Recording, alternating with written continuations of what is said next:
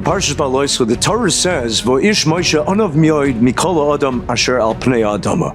Moshe Rabbeinu was the most humble man in the entire world. Moshe was the epitome of humility.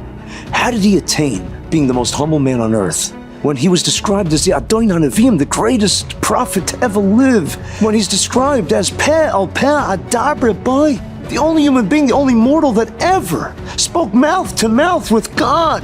The person who spent 120 days in the heavens in Shemayim. How does he stay humble? Furthermore, ask Rav Lazer Yudel Zatzal, why does it say Mikol Adam from the entire human race? It could have simply said, Moshe Anav Miyod, most humble man. Says Rav Lazer Yudel, because the way he attained his humility was Mikol Adam. He looked at every person he encountered, big or small, high or low. He saw their struggles. He saw their challenges. He saw their temptations, and he was overwhelmed. He was awestruck. He was humbled. He said, look at this person. This person is facing an insurmountable challenge, the strongest temptation, and yet he's not giving in. And everybody views this person as lowly, and everybody views this person as small. Moshe Rabbeinu said, wow, unbelievable. Look what I could learn from. Moshe Rabbeinu said, I am so humbled. You know, people often ask me, you're a regular person from Flatbush. You went to yeshivas your whole life. How do you relate to secular Yidden? How do you love people that grew up from and went off the derech and are struggling with the Yiddishkeit? It's a great question.